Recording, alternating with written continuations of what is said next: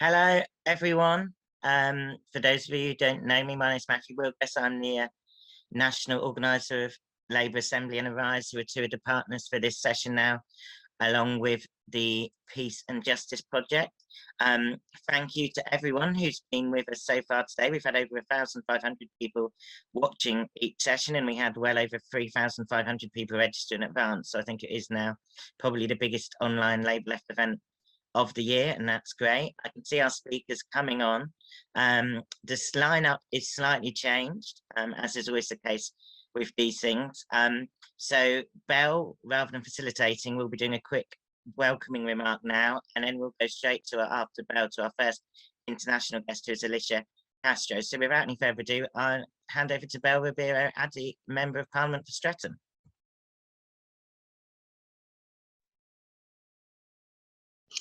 Thank you very much, and thank you so much for inviting me to speak today. I hope everybody can hear me okay. It's great to join thousands of you at this event and to actually be introducing this session on the brink of catastrophe, socialist internationalism to end war, global justice and climate chaos. This roundtable on winning global justice couldn't come at a more crucial time after the failure that was COP26, but also at a time of inspiring struggles around the world for equality, peace and justice, including the incredible victory of the Indian farmers' struggle. So from the global Black Lives Matter uprising to the worldwide movement for climate justice, international struggles and connections must be central to everything we do as socialists. And it's so great to see the left on the advance in Latin America. The recent election wins in Peru, Bolivia and elsewhere are an inspiration. And now Lula is far outpolling Bolsonaro in Brazil. And that's why it's so good to have Alicia with us today. Too often, private profit companies come before people and planet, as shown by the climate catastrophe, but also the obscene global level of vaccine inequality. We must link the struggle for vaccines for all and the struggle against climate change with the need for economic justice for the global south, including through debt cancellation. I'm delighted to be introducing a session with such great speakers and campaigners and to bring people together for this vital discussion on how we advance a progressive and socialist international agenda. The ruling class organises globally, and so must we.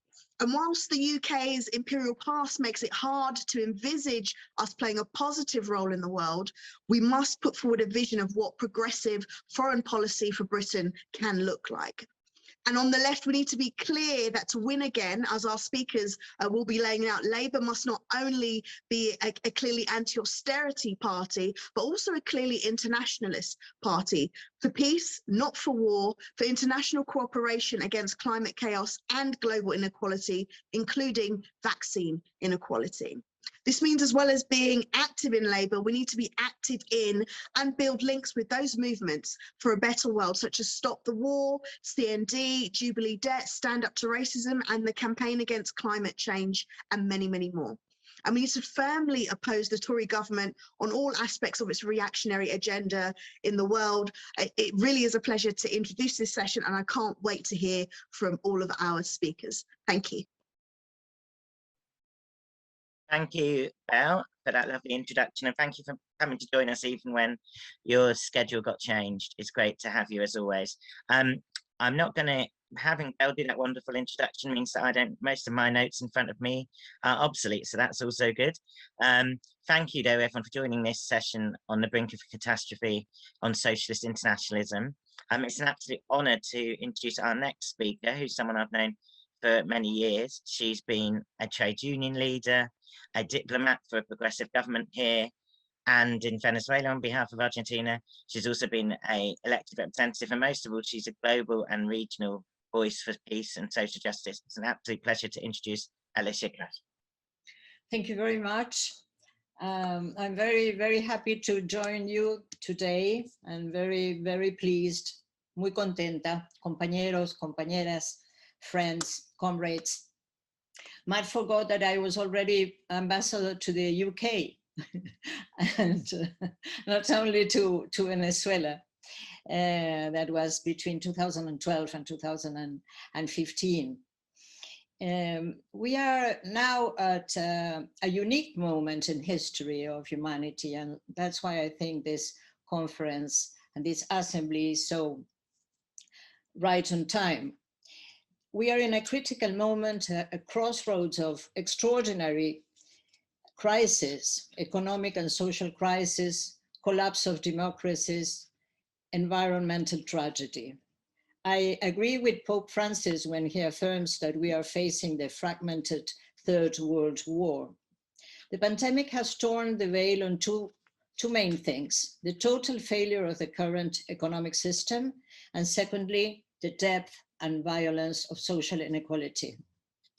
At the World Conference of the Progressive International in September 2020, Noam Chomsky declared that we have never been so close to apocalypse.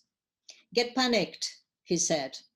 And that advice may have seemed exaggerated at the time, but as months have passed, we are realizing, in a state of fear and wonder, the accuracy of this warning.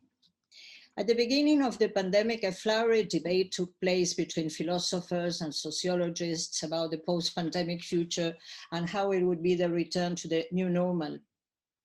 Some of them, like our friend, the Slovenian philosopher Žižek, announced that the pandemic would strike a kill bill blow to capitalism, from which a new socialism would emerge based on science, solidarity, and cooperation. Others have responded, among them South Korean Byung-Chul Han, that capitalism would return with even greater strength and more individualism. The virus would not make the revolution. Its future would remain in the hands of the men and women of the world, on us. In my case, I remained loyal to Gramsci's optimism of the will and pessimism of the reason. Optimismo de la voluntad y pesimismo de la razón, we say in Spanish. The obscene display of incompetence shown by the great powers, United States, to cure their sick and bury their dead made it more clear for those who had refused to see it before that capitalism is not compatible with human survival. Capitalism is not compatible with planet Earth survival. This was the appropriate moment to rethink our priorities at a global level, to radicalize our proposals, to build a consensus over who pays the bills of the pandemic, and seize this opportunity to establish a universal basic income, a new fiscal and tax regime, where those who have more pay more. The image of those dolphins swimming in the channels of Venice,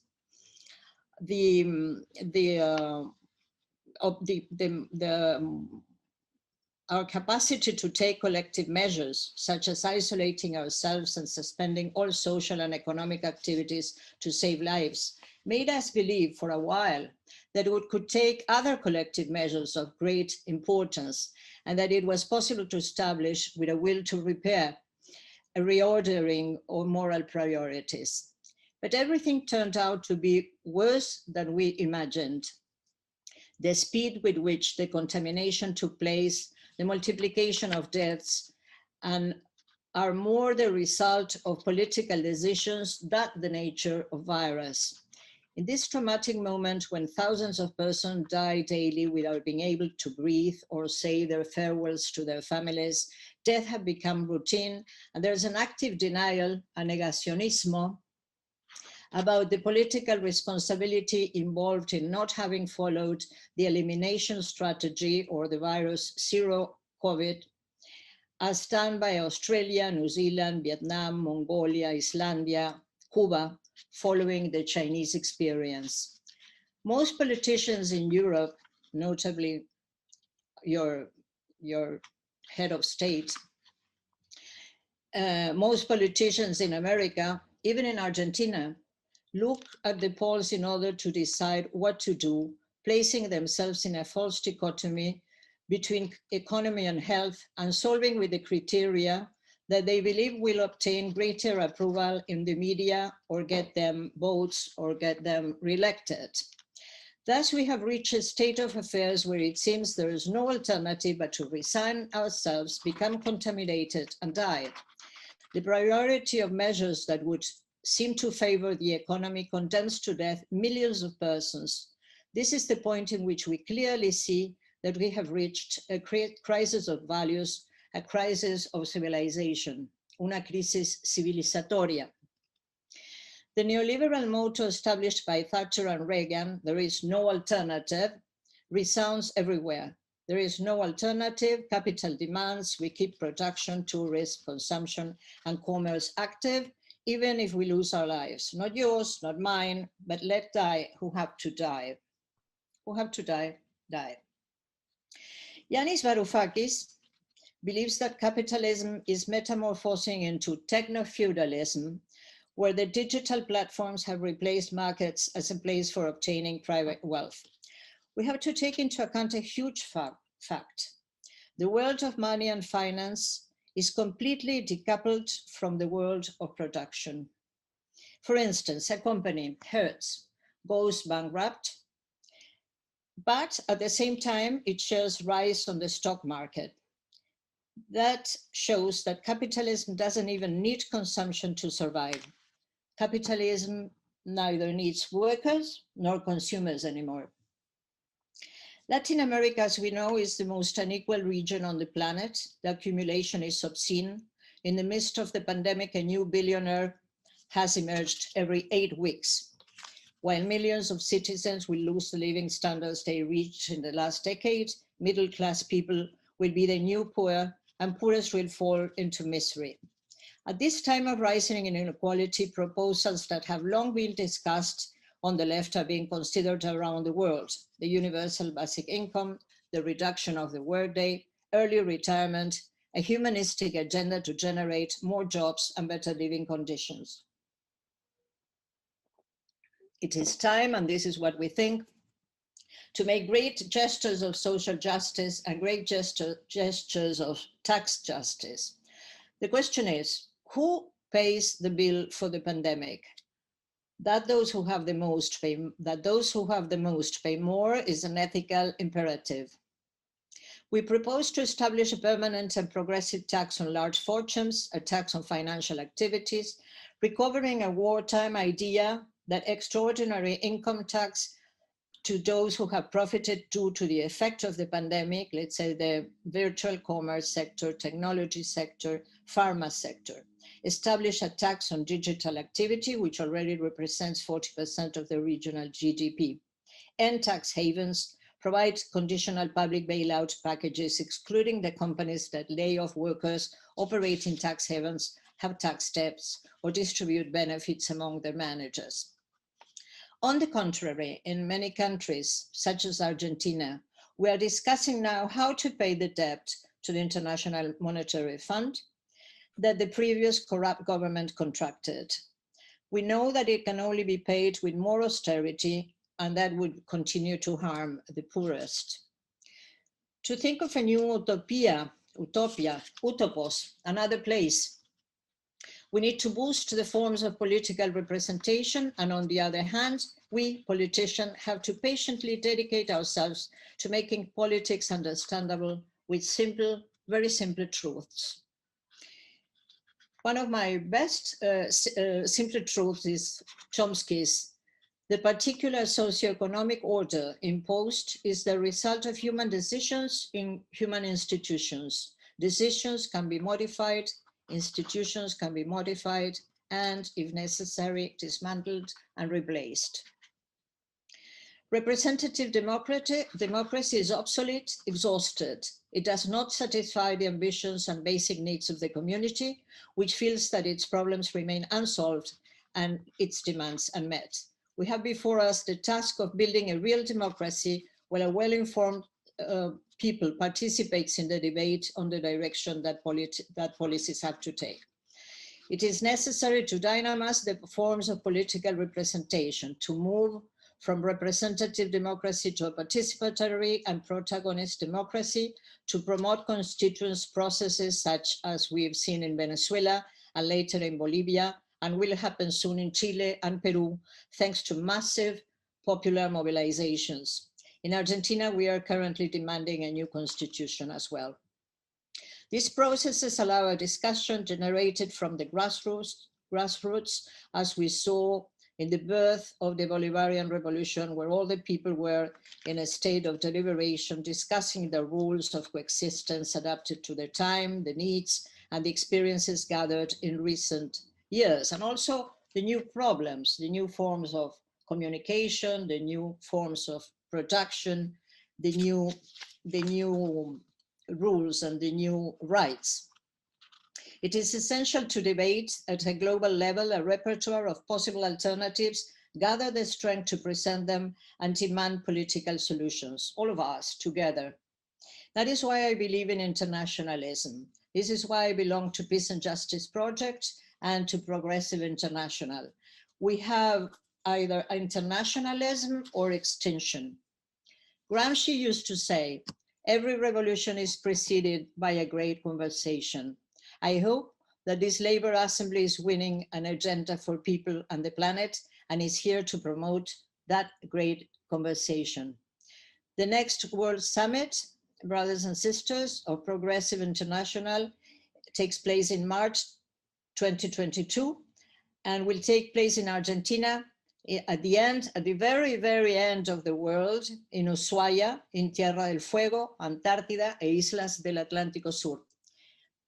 Antártida and the South Atlantic Islands. Our friend Jeremy Corbyn is invited and greatly expected. He's a very good friend of Latin America, and I hope that he comes, and with him, all the proposals of this great Labour Assembly.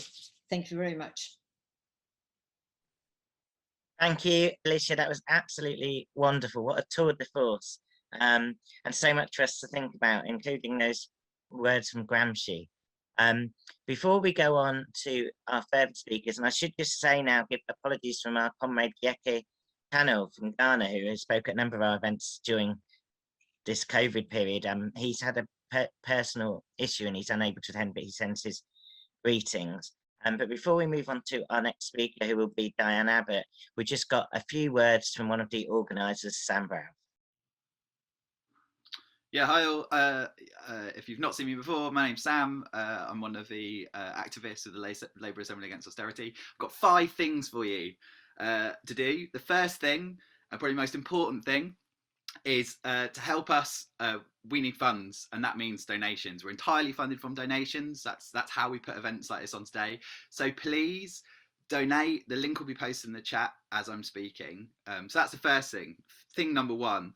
Second thing, follow us on social media. So follow the Labour Assembly Against Austerity on social media. We've got a Twitter handle, and we've also got a Facebook handle as well, a Facebook page as well. So check both of those things out. So the first 2 things. Third thing, follow our partners Arise. They've been helping us out today, the Arise Festival. Arise will also be broadcasting this. Well, they have been broadcasting this today to their YouTube channel, but check out their YouTube channel, because you'll be able to watch the events of today online afterwards for posterity. So follow Arise, follow their social media as well. That's been posted in the chat too. Fourth thing, can't count, it's late in the day. 4th thing is check out our media partners, Labour Outlook. Labour Outlook share the best ideas of the Labour left and keep you updated on what's going on in the struggle, both internationally and nationally, and in the Labour movement, in the Labour Party, and all over the place. So check out Labour Outlook. Some of our fantastic panellists today are regular contributors. So yeah, definitely check that out. 5th thing, don't know if I mentioned this at the beginning, but hit that donate button. We definitely need as much help as possible. As I said earlier on when I did my little plug earlier, the bosses have got the media, they've got millionaires, they've got businesses, they've got moguls on their side. We've got each other, and we can only win if we help each other. So hit that donate button, so we can continue to put on events like this. And I think we can all agree today's been fantastic. There's been thousands of people on the call, and we hope you watch out for our social media so you can get involved with events in the future. Thanks so much, and see you later. Thank you, Sam. Thank you for putting so much enthusiasm into that appeal for donations. I can see people clicking their donations in now. £20 from Tim, £10 from Ruth. So please do keep bringing them in. Our next speaker was due to speak earlier today, but she wanted to attend a very important event about the disgusting way the government is treating refugees and scapegoating refugees. So we're absolutely delighted to have her live with us now. As Mark Sawopka said earlier, it's someone who we all owe great gratitude to in our movement, and someone who we really do not only admire, but really stand in solidarity for everything she's doing and everything she has done. It's an absolute pleasure to introduce the Labour MP for Hackney North and Stoke Newington, Diane Abbott. Thank you very much for inviting me here today to this really important event. Can you all hear me? Yes. Great. The theme of the conference, as you know, is building the fight back for socialist solutions. Well, I want to propose today a socialist solution to one of the most urgent problems that we face, which is the crisis in the NHS. And I also want to touch on some of the international issues concerned. You'll be aware that this week, the Tory government managed to push through a health and care bill. I and others have called it a corporate takeover bill. And this is because it dismantles the national structures of the NHS. And the reason for that is they want to allow private companies to cherry pick the services that they want for private profits.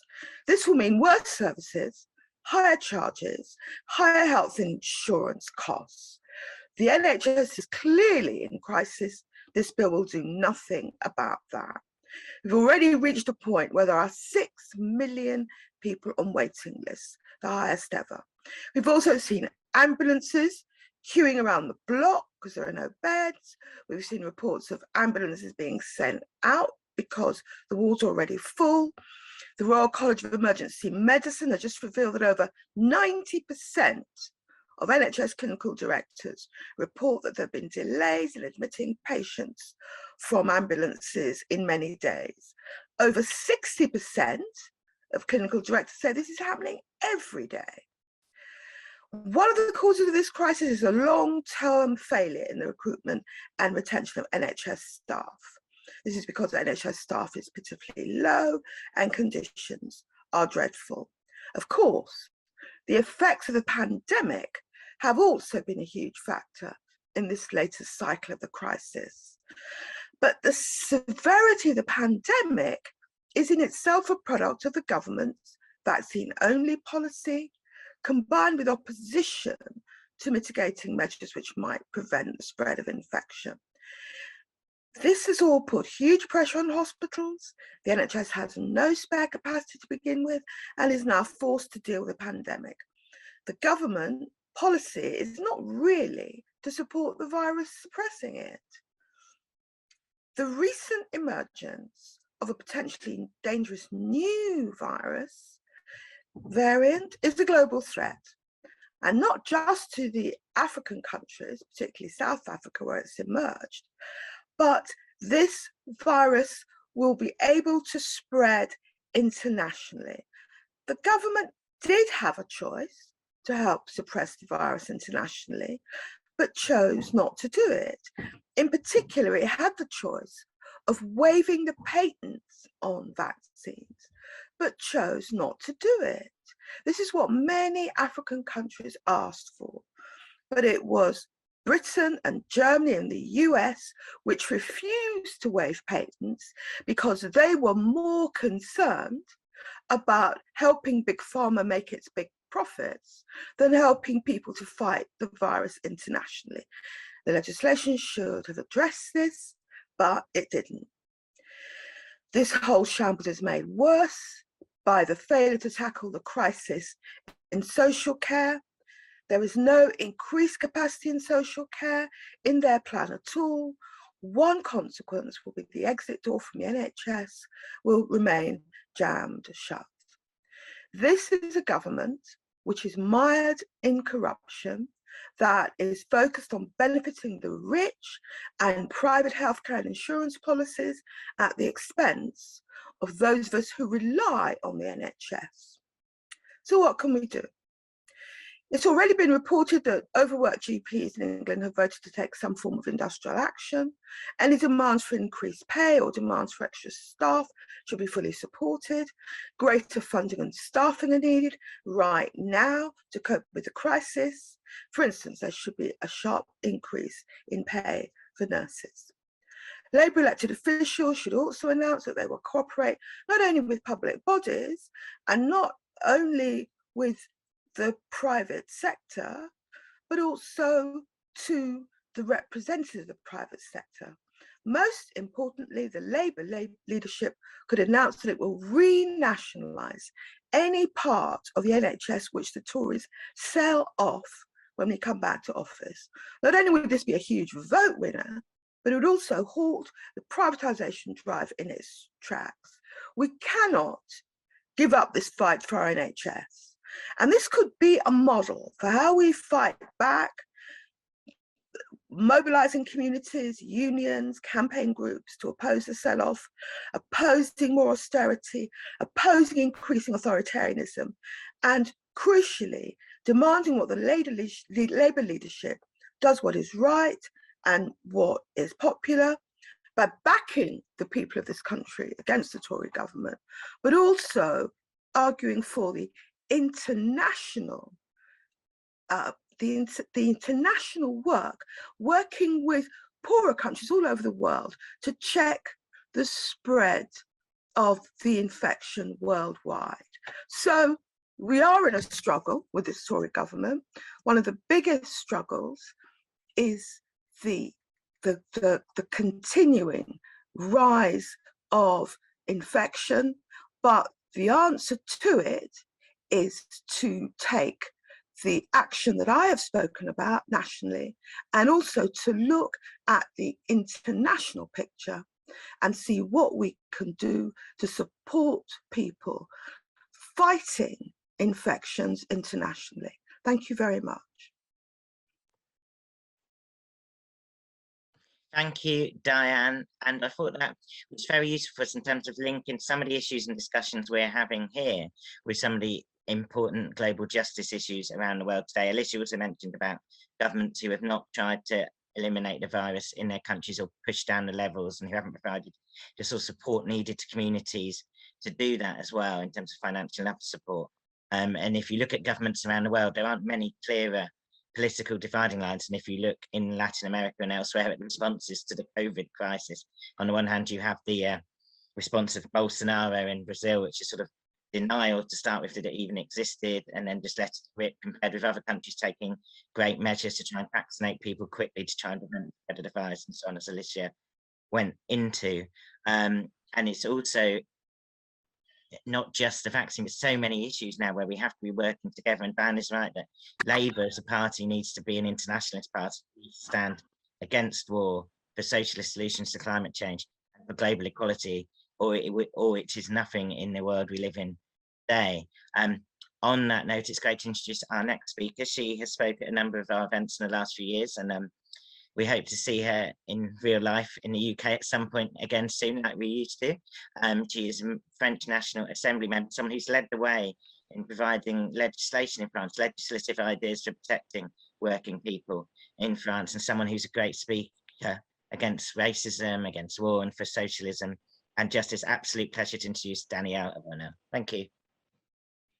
Hi, thank you very much for the introduction and for the invitation to take part in this conversation. Just a couple of hours ago, actually, because it was yesterday, you may have heard about it. Ursula von der Leyen, the president of the EU Commission, announced that the EU will ban people coming from the southern region of Africa because of the surge in the spread of the new virus, COVID-19 virus.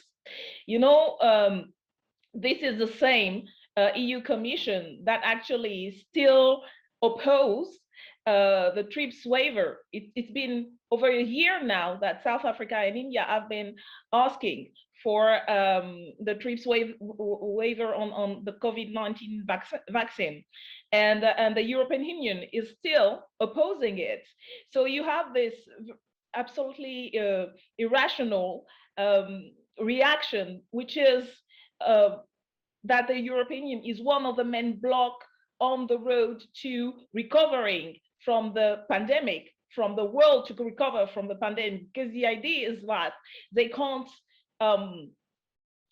think outside of this neoliberal agenda and out of this idea that markets and big pharma has to have free rein, and that's what's supposed to save us, rather than thinking that actually if the world is not safe, if everybody on the world hasn't access to vaccine, it means that we will have oversurges in COVID. So I think it's very telling about the failure of this system, the failure of those states and the European Union who still has the mindset of pre-COVID-19 and who is failing to actually manage this crisis in the interest of the majority of the people. Sure, it benefits big pharma to keep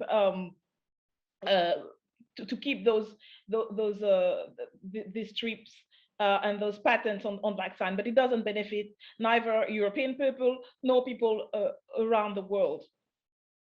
I think another very telling of the failure of the system is I actually was a couple of weeks ago in Glasgow during the COP26 summit, and we marched onto the street of Glasgow, thousands of us from around the world. That was very uplifting, actually, very inspiring, because young people were so determined to have their voice heard, and they were demanding from our leader to stop just blah blah blah and started acting. And you have those speeches from all the world leaders acknowledging, which is better than not acknowledging. There were some who still did that a couple of years ago, but acknowledging the level of crisis, climate crisis that we face as a world that is already started, and acknowledging actually the catastrophic state of the world and the prospects, and still were unable to actually achieve anything very valuable, concrete. And they let the lobbyists, the fossil fuels lobbyists actually greenwash the entire summit and have more say than some of the most impacted countries in the world by climate crisis. They were unable to acknowledge the historic heritage and the climate debt that European countries and the US owe the world, and that they should pay for it and repair it. And I think on that side, it's also very telling how the system is failing us on when we're facing a global pandemic that should actually put into question our whole civilization. That the situation where we've been 2 years into this pandemic, and we are still unable, and the leaders of the world are still unable to actually change their way. The only thing they want is to go back to normal, which is business as usual, which is not possible if we want to face this pandemic. If we want to face climate change, we have to change our ways. To me, I want to point out another failing on this one from the ruling class, especially taking the example of what has been happening in France, is on the democratic level, on the political level, because they are failing the democracy. They are failing hundreds of years of fighting for freedoms, fighting for civil liberties, and the authoritarian turn of those governments. And especially when you see a country like France, where we've been in a state of preparing for a presidential election, which would be happening in the next spring in 2022. And what we actually witnessed, and I think it took everybody by surprise how brutal the move was, is that some section of the ruling class is actually pushing for a neo-fascist response to the crisis. That's how desperate they are to maintain control of the society, is that we have the build up, total out of nowhere, the building up of a candidate who is openly xenophobic, openly racist, openly sexist, and who is pushed by the media and by some part of the ruling class as a viable candidate for the next presidential election. And I think it shows the desperation and the irresponsibility of this ruling class. And I'm talking about desperation because at the same time you have this movement inside the ruling class who is unable to rule the way it used to, who is unable to face climate challenge, to face a pandemic, and to address it in an efficient way and in a democratic way and in the interest of the population. I think what we've seen also over the past years is that the people have gained a level of consciousness about climate emergencies. They gain a level of consciousness of what is we're fighting for and what is the most precious. When we experience the lockdowns during the past months, and when people realized who were the valuable workers, who were the one who helped us survive, were not the bankers, but the health workers. And I think this is a very important consciousness moment of inside the population. And I think it says a lot about what is really at stake. It's a civilizational moment we are living right now, and the direction is whether we will have more violence, whether we will have a neo-fascist response to that, and a more and more authoritarian response to that, or a socialist, an internationalist socialist respond to that. And I think this is the moment we are in, and we got a lot to build on because of the level of resistance that we've seen throughout the years in the climate justice movement, in the anti-police brutality movements, and especially in France, when we had the two biggest social movements we witnessed was against the pension reform and the Yellow Vest movement, which was a progressive movement. And to me, those are the examples that the fight is on. Of course, they got the money, they got a lot of weapons at their disposal, the ruling class. But we have the people, we have millions of people who are fighting for their survival, but also fighting for a better world on our side. So that this is the task ahead. Here in France, what we've been fighting for, and in the next month for the coming presidential election. But I think it's a common struggle that we share in the UK and all over the world.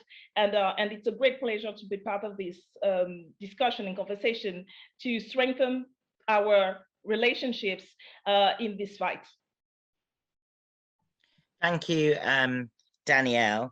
I've got a couple of comments I want to read out first of all now, just because they're very nice things that come in.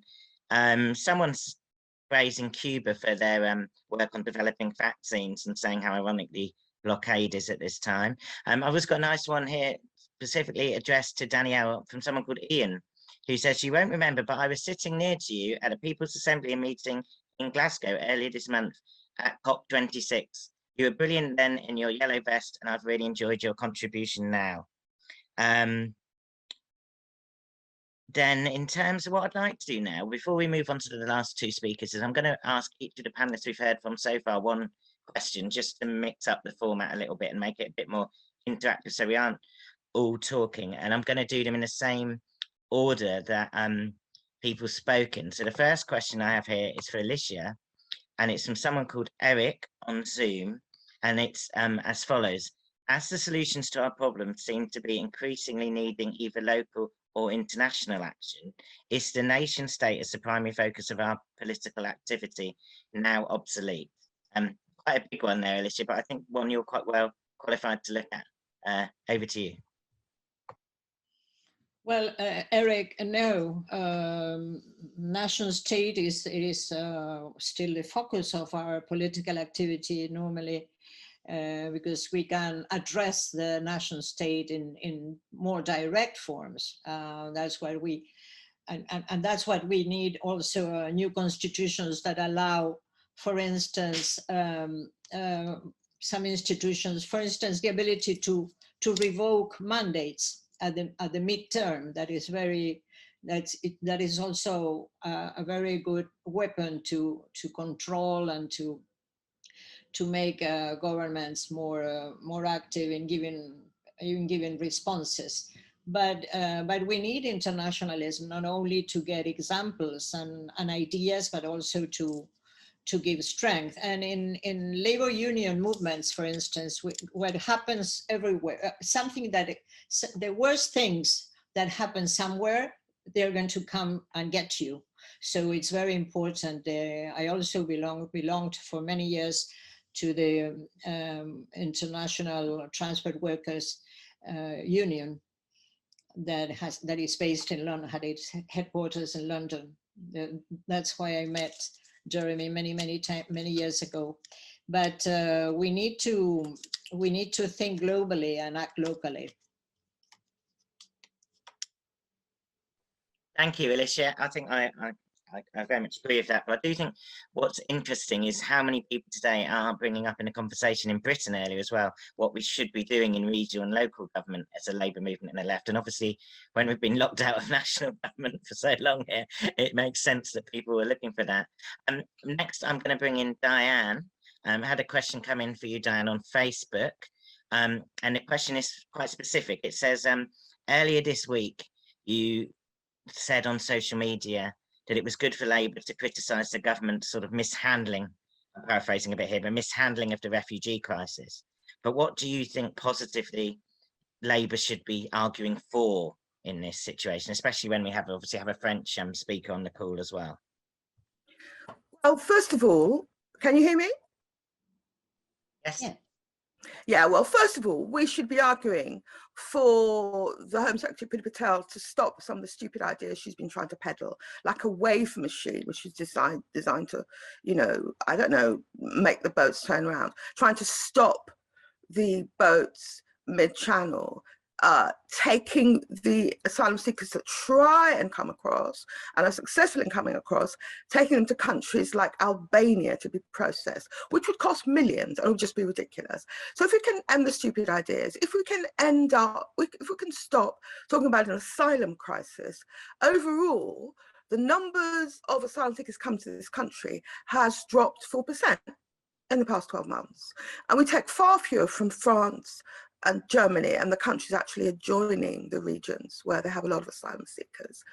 We also need to work Brexit, anti-French rhetoric, which is not helpful. We have to cooperate with the French properly, not put stuff on Twitter, but actually talk to them and negotiate with them, and also cooperate across Europe. What's notable about this last group of asylum seekers that drowned, one of the people that it is alleged was one of the people traffickers, one of the alleged people traffickers had a car registered in Germany and had bought his rubber boats in Germany. We're talking about an issue which is actually about more than England and France, it's about Europe-wide. And so we have to cooperate Europe-wide.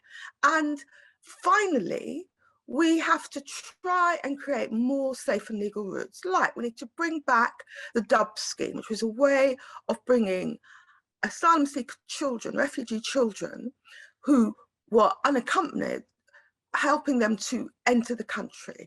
We need to actually set up a scheme we promised to bring Afghanistan refugees into the country. We talked about it some time ago, but it hasn't happened. We need to set up these safe and legal routes, stop some of the silly ideas, and stop the anti-France rhetoric. Thank you, Diane. I think you're totally spot on. Oh, am I working? You're totally spot on there, as always. I've just had a nice message come in on the chat which says they could listen to Alicia Castro and Diane Abbott all day. So maybe that's what we'll try and do for a future event. Danièle, I'd like to come back to you now. Firstly, see if you have any comments on this issue of the refugees crossing the channel, because it's obviously a very big political issue here at the moment. But also a question has come in to ask which I suppose is quite a direct question, but I think it's interesting for people to ask what the sort of situation is in terms of the left's position in France as we approach a possible presidential elections and any possibilities of success there. Danièle, are you there? Yeah. So one, if you could comment on the refugee issue in the crisis in China, and then two, sort of where things are at for the left in France as you approach the presidential elections, which I know is probably not an easy question to answer in a short time.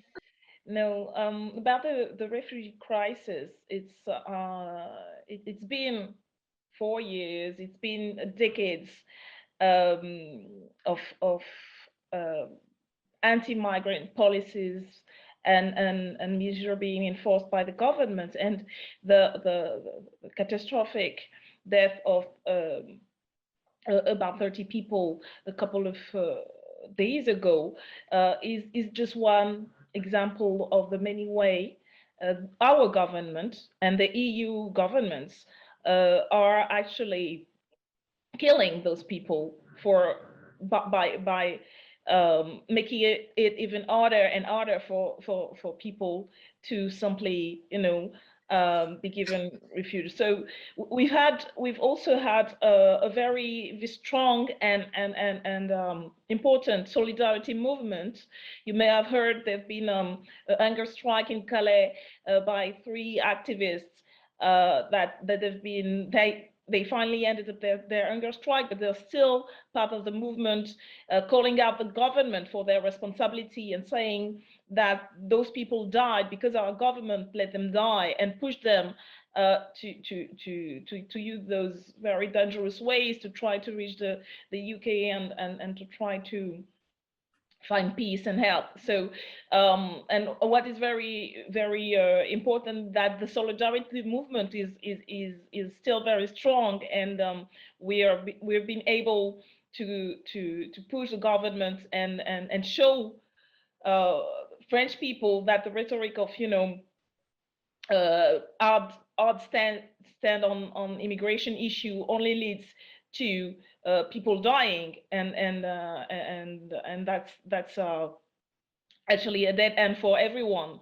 So so that's the situation now. There's a campaign that is being built in order to mobilize, and with many organizations, and we've been part of that, and we'll make sure that the movement keeps growing over the next weeks and months, especially as immigration is, as always, and as has been for decades now, used into the political debate, and it's used in order by the right wing especially, but also the right and government is used as a way to show to pander to xenophobes actually, and so we won't let that happen, and we make sure that we are also part of the discussion and saying that we will welcome people who seek help and refuge on our shores, and we want to be very vocal on that during the political debates, and we won't shy away from this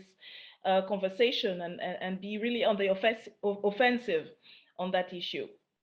And so that leads me to the second question, the presidential election. As I said earlier in my introductory speech, the situation on the political side, on the political media side, is very toxic, actually. As I say, they've been pushing this far-right, xenophobic and sexist and racist candidate, Eric Zemmour, which is only one, the most extreme side of the far-right, but they are, Marine Le Pen is still one of the main candidates that been given free airtime for decades, and Macron himself, when you see his politics over the past 4 years, is the one who actually made it possible for the far right to feel themselves so freely to attack activists and stuff. We have Emmanuel Macron and his ministers have been waging the same kind of cultural war on anti-racist activists and feminists that the right wing in the US is waging on the social movement and the Black Lives Matter movement. Is the one who is targeting and Muslim people with the so-called separatist bills. And so they've been feeding into all those xenophobic, racist, and sexist atmosphere. But as I said, at the same time, I think there's this contradiction at work where you got the ruling class and the media who are pushing to the right and to the far right, but the society is still very, very resisting it, because the movement and the biggest movements are of progressive social nature, and this is still happening. We got, for instance, you got the migrant worker who have been on strike in order to win their rights, and you got lots of social movement like that show that people are not. People are still very resisting the propaganda, but it's our task in the next weeks to turn this into actually, votes for the left and for us, and to defeat Macron and also defeat the far right. The stakes are very high, as I can say, but we're also showing that our ideas resonate with what the people actually want, and we did polls that show that our ideas are very popular, but now we have to turn this resisting spirit into action, and I think that's the most difficult part, because people have been pushed to the side and silenced, and the government plays on the passivity, and they want to keep people silent and passive, and we have to change it. That's what we're going to try and do, and I absolutely succeed to do in the next weeks. Thank you, Danièle, and I like that line about turning sort of the spirit of resistance into action. That's a problem we very much have here. A lot of the issues we're talking about seem very similar in different countries, but thank you so much for that update. Our next speaker is someone who'll bring us a bit more of an economic angle, from the CEPR, the Centre for Economic and Policy Research in the US, and someone who, an organization which, if you don't follow them on Twitter and on their email list, you're really missing out, so make sure you do. It's a great pleasure to introduce Mark Weisbrot. Thanks, Matt, and thanks for organizing this, and everybody else who did, and everybody who came to attend this. And it's an honor to be here among so many people who have fought for social justice and continue to do so. And it's nice to see people that I haven't seen in real life for years, including Alicia Castro and Diane Abbott and Danièle Obono. And I'm going to look at something.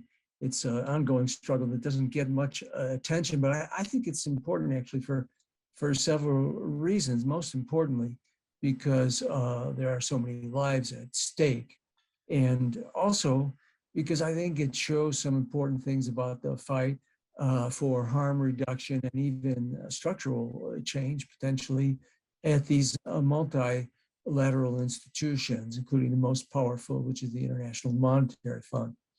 Now, on August 23rd, the IMF distributed $650 billion worth of what are called special drawing rights to its member countries. These are special drawing rights are international reserve assets that are created by the IMF, and they can actually be converted to hard currencies, including dollars and euros. And this issuance is really unprecedented in terms of its size and its impact. It's probably the most important constructive step that the IMF has taken. And therefore, it's the most important thing that the high-income countries who control the IMF, which is overwhelmingly the United States, have done to actually help low and middle income countries since the pandemic began.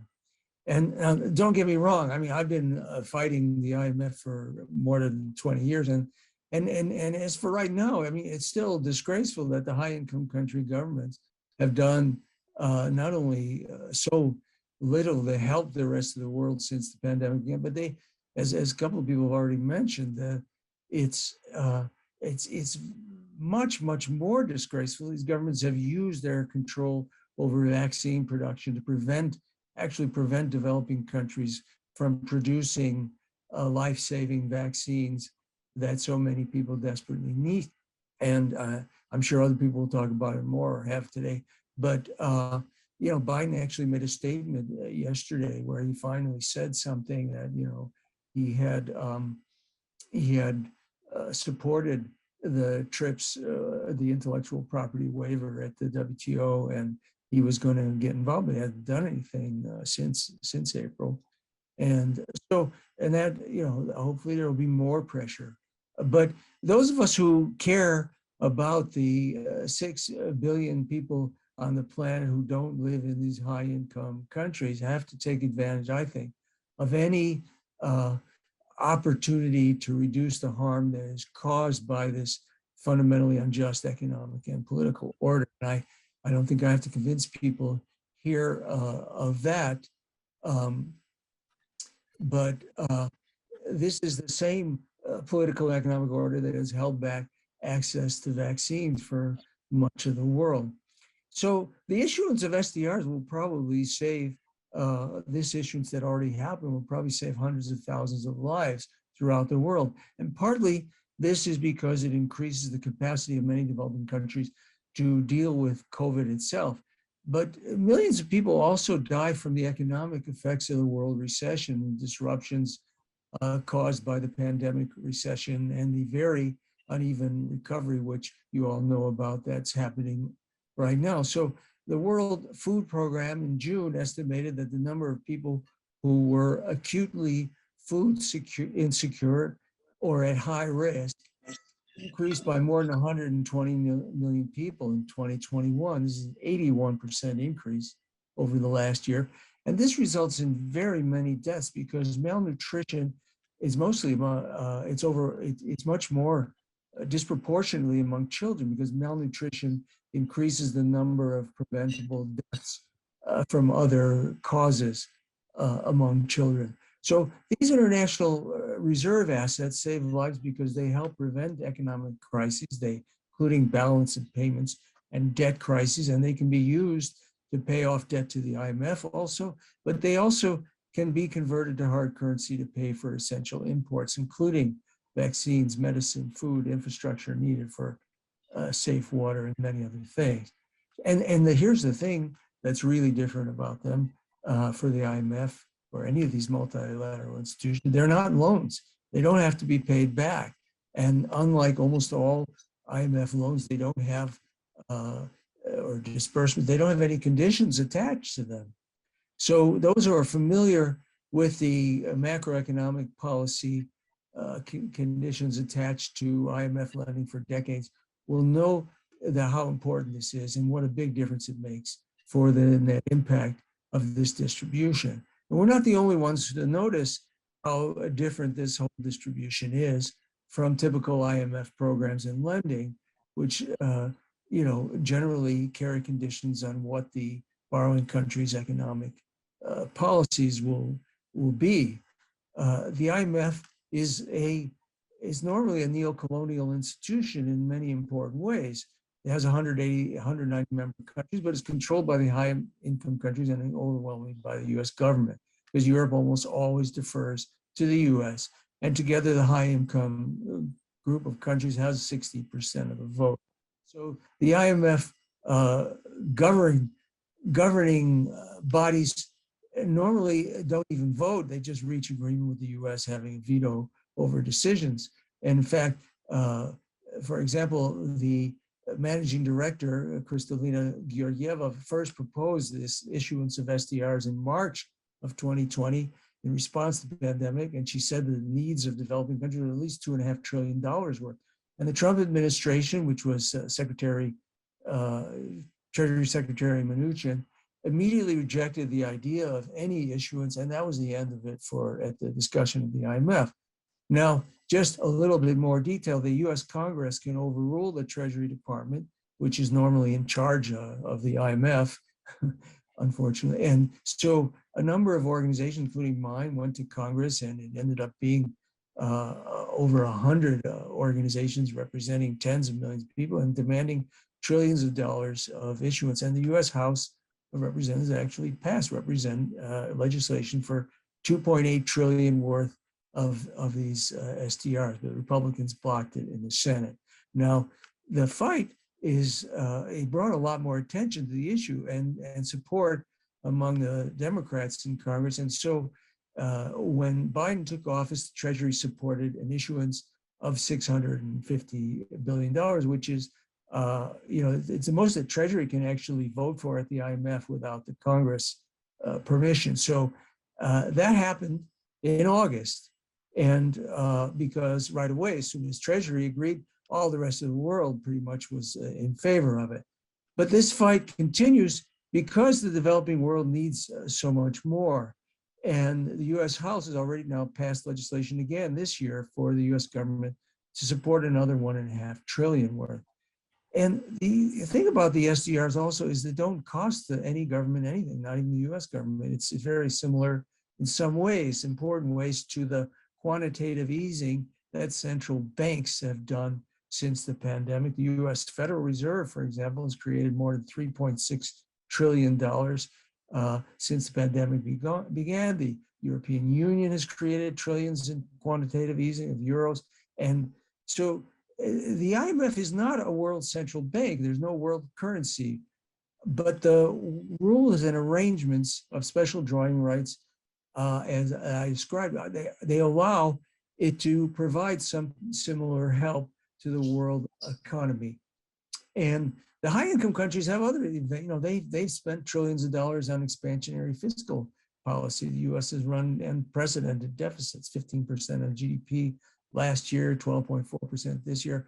But here's the part of the injustice that we're all fighting against. The governments of the low and middle-income countries generally can't do that. They don't have the same ability to do that for reasons that we won't have time to go in here. But so that's where the SDRs really come in. So in conclusion, there's a backlash part of the story. As the saying goes, no good deed goes unpunished. The head of the World Bank, David Malpass, launched an investigation in January targeting the IMF managing director, Kristalina Georgieva. And it was based on the very dubious allegations that, dating from when she was the CEO at the World Bank in 2017. And Malpass is a Trump appointee who advised Trump in his 2016 presidential campaign. And really all you have to know about him is that he's on the record saying that, quote, he did not believe in that carbon dioxide created from human activity was warming the planet. So, well, this by itself says a lot about these institutions of global governance, as they're called. How can we have a climate denier running the largest multilateral creditor institution of the world? So Joseph Stiglitz, the Nobel laureate economist, called the investigation against Georgieva an attempted coup d'etat, and it very much looked like that. And finally, on October 11th, after hours of discussion at the executive board, the board issued a statement reaffirming the managing director's leadership. But the US Treasury Department issued its own statement, which was much more unfriendly to Georgieva the same day. And this shows that there was a fight within the IMF, even between the US and its allies. But going forward, I think the struggle for these more of these international reserve assets is going to continue, even as the ones already issued are being used by dozens of countries for all the purposes that I described, and much more than ever before. In 2009, there was a much smaller issuance during the World Recession. And so this is one of the this is one of the big struggles, and it's different from the struggles involving the IMF for the past few decades, in that this is actually a fight for a beneficial policy rather than the many fights against their harmful policies. For example, in 2018, the IMF made its largest loan ever to Argentina, $57 billion, and that country is still suffering from the devastating impact of the conditions that the IMF attached to that loan. So right now, there's also a fight to stop the IMF from adding surcharges to the cost of its loans, these are grossly unfair and harmful, and they hit some of the most heavily indebted borrowers. Ultimately, finally, the IMF, is again the most powerful financial institution in the world. It's going to change when its governance changes, or as began to happen actually to a very large degree in the first decade of the century after the IMF's disastrous intervention in the Asian financial crisis. Countries stopped borrowing from it. Until then, there will be a lot of work ahead to try and hold it accountable as much as possible. And anybody here who can influence or talk to their own government to support the next issuance of special drawing rights or the elimination of surcharges, we need your help. Thank you very much. Thank you, Mark. And I think something that's always so great to have Mark on these calls is he brings not only such a level of detail, but very specific proposals on policies. And we know so much about how the global south is pressed by the richest countries, but sometimes we don't have ideas and policies that we want to put forward for those international institutions and how those things can be tackled. So I think that was really interesting. Before we move on to our final speaker, Jeremy, there's been a lot of very specific questions come in from Mark, and I'm not going to try and get into too much detail, but there's two that I think are sort of linked, Mark, if you could quickly answer in 1 or 2 minutes. One is from our good friend Jan O'Malley on Zoom, who says, how do poor countries access these SDRs? Do they just have to apply? And who decides how much they get? And then linked to that from Katerina, also on Zoom on the same issue, is that do the 39 countries, I guess she's thinking of places like Venezuela, Cuba, Nicaragua, etc., do the 39 countries under unilateral US sanctions have access to getting this reserve? Yes. So the second question first, yeah, that is a problem. That right, the IMF has denied. Well, it basically doesn't recognize. This is really kind of unprecedented. It doesn't recognize the Venezuelan government, and now it's doing the same thing with Afghanistan as well. And so this is going to have to be fought against, and I think it will be. I think now that the European Union no longer is supporting the United States in recognizing its, the government of Guaido, which the U.S. was trying to say was the actual government of Venezuela. I think there's a chance that could be reversed. It is really pretty outrageous. Now, the other question was, how do they access the SDRs? And they get them automatically. They're transferred to the governments, and they already do a lot of good, as I said, that just by providing the reserves, because they lower the country's borrowing costs, and they also help them avoid crises. And but to convert them into SDRs, they just have to do that within the IMF. The IMF has rules that if any country can show need, which is not even challenged, they can ask for them to be converted to hard currency. There's 5 currencies that they can convert them to, including dollars and euros and pound and renminbi and yen. And so they can do that. And countries have always volunteered to give some of their excess hard currency reserves in exchange, because the SDR is just as good an asset to have in your at your central bank. So that's how it's done. Now, they also asked how, and I won't take any longer. The question also asked who gets how much of the distribution, and that, of course, is very skewed because it's proportioned to people's quotas, countries' quotas at the IMF. But that doesn't really matter as much as a lot of people think. And the right has tried to use this to say, oh, this doesn't do good because 60% go to the high-income countries, but they don't use them. They can't use them. So it really is hundreds of billions of dollars for the developing countries. Thank you, Mark. Absolutely fascinating stuff. Thank you so much for joining us, and thank you to all other guests today as well. And thank you, of course, to everyone for especially those hardy over 500 at all times who seem to have stayed on since 1 o'clock for 4 consecutive sessions today.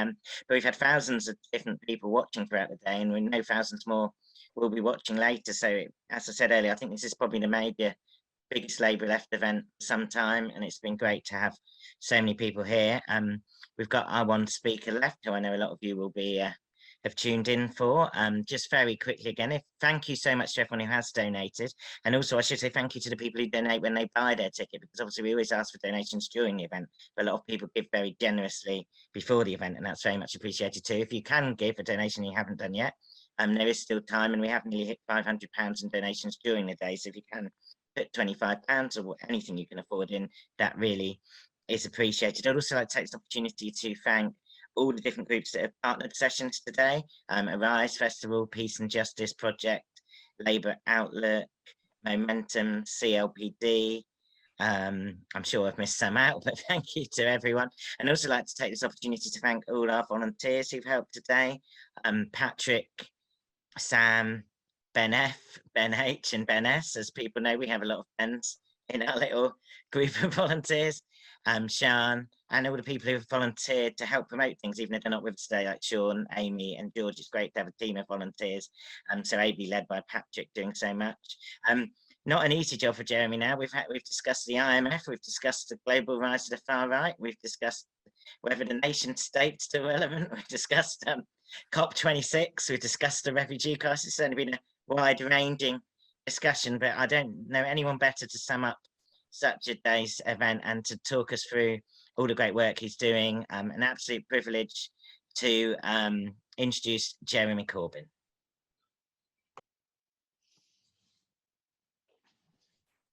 Thanks, Matt. Thank you for inviting me on, and thanks to Diane, to Alicia, to Mark and to Danièle for their contributions. I've just come off the train from Brussels, but I was listening to it as best I could on the journey, so I caught quite a bit of what had been said. I've just been at a meeting of the European Left, United European Left in Brussels, which was representatives of most countries across Europe, and very interesting discussions that covered much the kind of ground that's been discussed this afternoon in the discussion here. And there's so much to say, but I think we just need to put some things into a global context at the moment. But I'd like to start with what I think is an economic, a political, a socialist, and a moral question of the way in which refugees are being treated at the present time in this country, across Europe, and indeed by international institutions. There are 70 million people in the world who are refugees. They're victims of war, poverty, environmental disaster, human rights abuses, and they're all people who are trying to survive. There's 1 million in Bangladesh, Rohingya refugees. There are a very large number in Uganda from different countries. There are many in Jordan and Lebanon and Libya and Greece, and a relatively small number in the Western European countries such as France, Britain, Netherlands, and Germany. And over the past few years, several thousand have died in the Mediterranean trying to cross.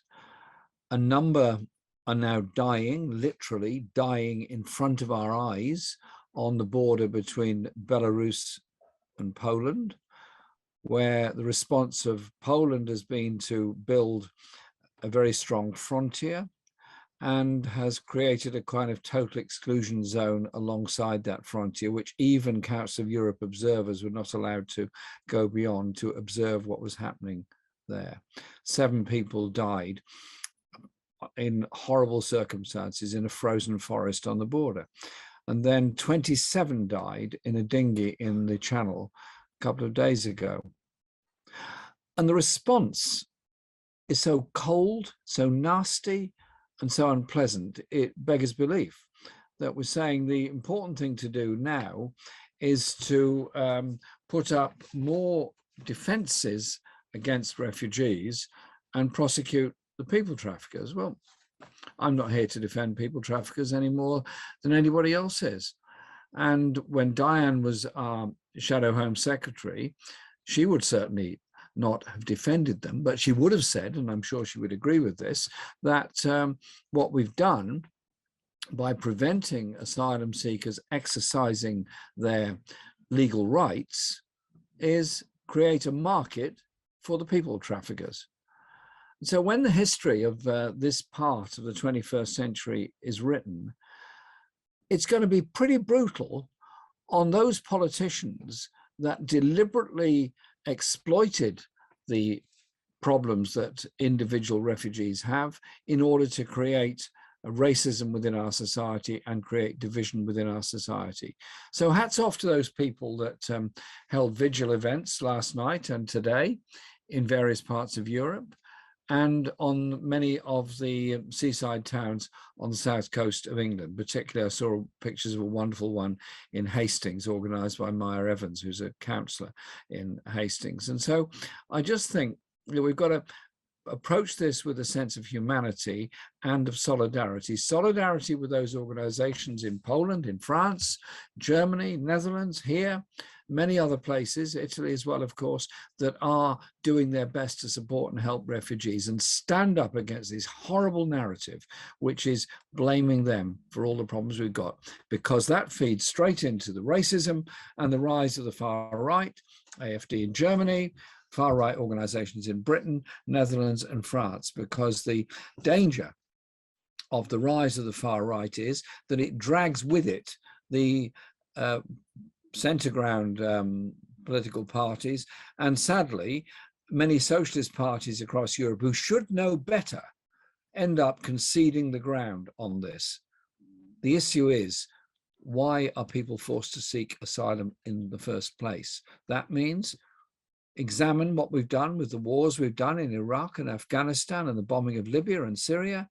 Examine what we've done on economic policies. Examine what we've done in arms sales to Saudi Arabia and so many other places, and examine what we've done, which has created this crisis in the first place. And I say this because I believe this is a very strong issue that we have to be fully involved in now in defending those people. The other things that came up and have come up in this call have been the environmental crisis facing this world.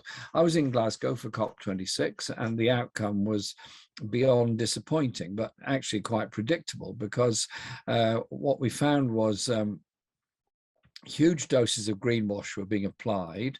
There was massive business lobbying in Glasgow. There were 500 lobbyists from fossil fuel companies alone, never mind all the others that were lobbying there. So the marketeers, the free marketeers, have now seen a free market opportunity in apparent forms of environmental sustainability. I don't think we should set up a trading mechanism in pollution. I think we should set up a political alliance to defeat pollution and live a greener and more sustainable life. You cannot solve the climate crisis by free market economics. It's pretty obvious that it's been created by free market economics and disposable consumption, which is encouraged on a global scale. So that does mean that the left have got to think a lot further than just saying we want to reach net zero by 2030, which I do and I support, but it also means a green industrial revolution, which is investment in alternative energy and alternative products. But it also means the bigger question that if we're not going to just produce for greed or produce for immediate need and then throw it away, then we have to have a more sustainable society We have an economic system that has built in within it a growth in consumption, which obviously has an environmental effect at the end of it. So I think we start then to look at questions of a basic income for everybody and the sharing of resources for everybody. But you can't do that if at the same time you have a taxation system which favors the very wealthiest and a global financial system which is not really under the control of any one nation state, and in enormous and massive growth in excessive and exorbitant wealth of a tiny minority and exorbitant power of global corporations. Look, yesterday was Make Amazon Pay Day. The idea being that Amazon should pay its workers and its taxes rather than the enormous individual profits made by Bezos and many others. And so there are big issues here. None of these can be resolved with in any one nation state. Therefore, our international alliances are very important, and I'm very proud of the work that's been done by Progressive International and by other groups working across national frontiers all across. These things are essential that we keep up that kind of pressure. Two other general points I want to just refer to, and in a sense they're both linked, but the first one is on international solidarity. I've said plenty about refugees, and I absolutely stand by all of that. What we also have, though, post-COVID, is a big increase in military expenditure, not just by Britain, which is bad enough, but by other countries as well, and a process of nuclear rearmament that is going on. In January, the Nuclear Non-Proliferation Treaty Review Conference will be held in New York, and I can't see much progress being made there because the 6 declared nuclear weapon states are all rearming in some form or the other. In Britain's case, increasing both warheads and submarine capability, and signing a pact with Australia and the United States to deploy nuclear submarines and, through Britain and the USA, nuclear arms to the South China Sea and the Indian Ocean. That can only create a very dangerous Cold War with China. So if we have differences or problems with China, with Russia, with any other country, Saudi Arabia, so on, there's plenty of places to look at on human rights, then have the dialogue and use international means in order to bring about an improvement in human rights and bring about solidarity with those people campaigning for those human rights. You're not going to bring about social justice, economic change, and human rights by dropping bombs from 35,000 feet, as we've done in the case of Iraq and other places. So it is a question of an agenda for peace in the future. The Boris Johnson's government has increased defence expenditure by 24 billion over 4 years, cut overseas aid expenditure by a very large amount, and reverted to Britain having a global role, which even Harold Wilson retreated away from in the 1960s. And we have to be a party of peace and a party of investment, and that means also protecting jobs of people that currently are heavily employed in the armaments industry and munitions, and ensuring that where appropriate, those jobs are converted into more peaceful products. It can be done. It does require imagination, but it does require determination to achieve it as well, because a peaceful world is not going to be achieved by constantly arming and a bigger military presence on the borders of China, or the borders between Ukraine and Russia, or the Baltic states and Russia. Those are tinderboxes waiting to explode in the future. So the issues are of peace. And at the earlier calls, I heard John Trickett speaking extremely well about the economic injustice in Britain, and Kat Hobbs about the value of public ownership. If you think of the problems that are faced in Britain post-COVID, one is mental health, stress, the other is inequality, and the other is loss of living standards of many people who saw a wage cut during furlough, and in many cases have now lost their jobs altogether.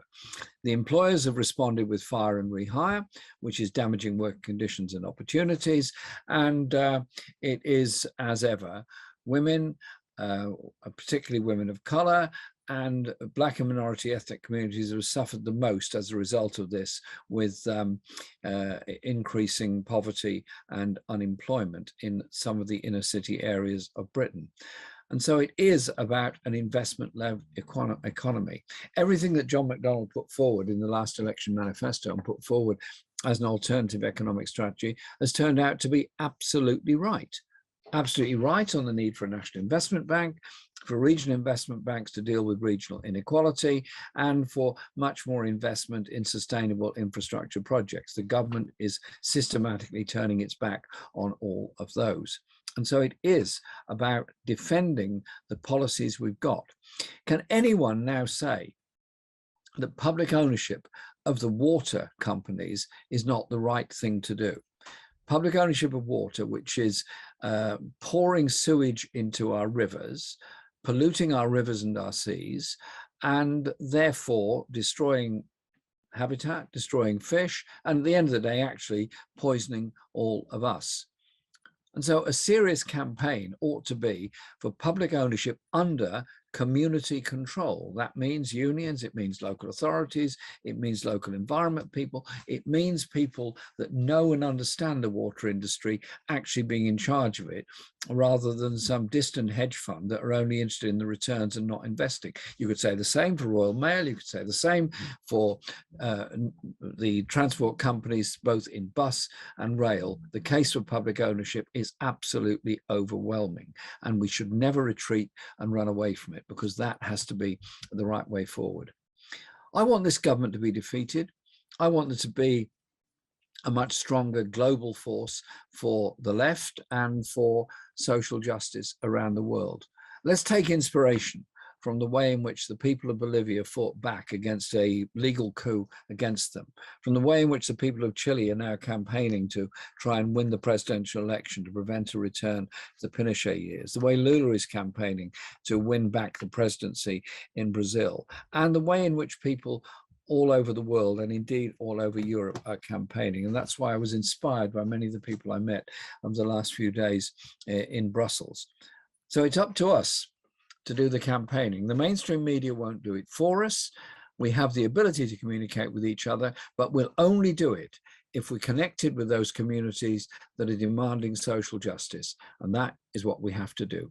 Economic justice, social justice, and defeating racism and inequality all go hand in hand. And that is the purpose of socialism. That is the purpose of the ideals by which we live.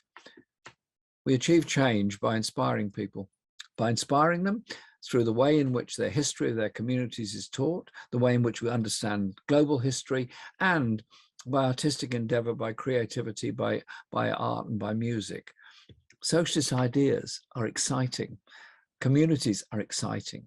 People doing things together are exciting. It is that creative unity which brings about real change, and that's what we have to achieve. And so when we're doing our campaigning, don't be miserable about it. Have fun while you're doing it. Have fun while you're doing it, because at the end of the day, that sense of justice is what we all strive to achieve, and to give real hope to young people who get such a hard time. Low wages, high rents, poor job opportunities, and not very good pensions at the end of it, and being told along the way they're going to have to pay for their health care. Come on, guys. Let's mobilize the young people. They're the ones to bring about change across this planet. Thank you very much.